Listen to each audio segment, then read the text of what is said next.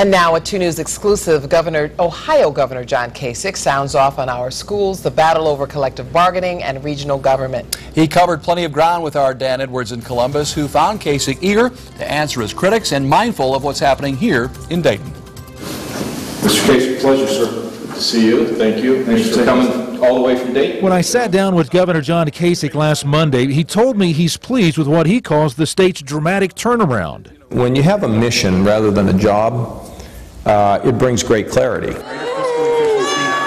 But while Kasich calls it clarity, others see it in a different way. Some critics say that you are trying to do too much too fast, that you are forcing reform without much room for dissent or discussion. And thank goodness we're moving quickly, because, you know, if you got yourself in deep trouble, if you're one of 3 states that have lost more jobs than any other states in the country, what are you supposed to do?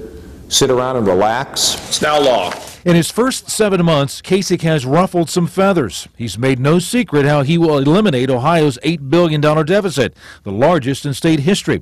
One cornerstone of savings, the controversial new collective bargaining law. The issue is pitting Kasich against the police officers, firefighters, teachers, and government employees.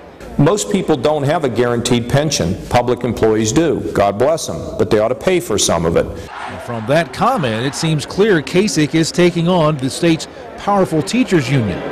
We have urban school districts in this state where the number of students have shrunk, but the amount of people that are associated with the schools have gone up. And to save even more, Kasich has formed a new commission that will look into consolidating school districts as well as local governments. We have to be in the 21st century because we can't have local governments raising taxes as the state of Ohio is getting its house in order. The legislature would have to change state law to get regionalism off the ground, eliminating home rule. Montgomery County Commissioner Dan Foley continues his quest to build momentum for regional government.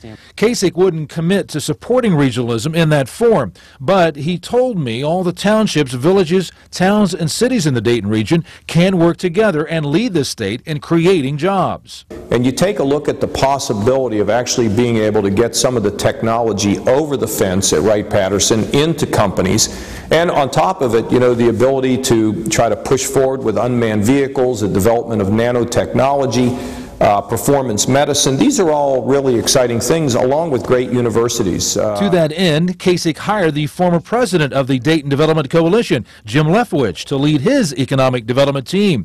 That was March 18th. On July 15th, Leftwich resigned, but according to Kasich, Leftwich is still on his team. Jim Leftwich, who used to run the Dayton Development Corporation, was up here running our Department of Development. He's still going to be in here, and you know, it's a matter of blocking and tackling every single day. So Jim's still on board with you? Yeah, he's still here. Kasich says he keeps a close eye on what happens in Dayton and that he's always mindful of doing what's best for our city and the state. What's the one thing that most Daytonians don't know about John Kasich? They don't know me.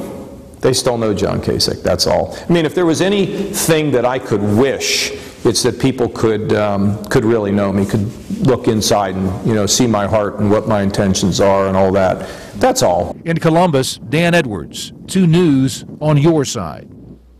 And of course, you, the voters, will have the ultimate say on the new collective bargaining plan. It will be on the ballot in November.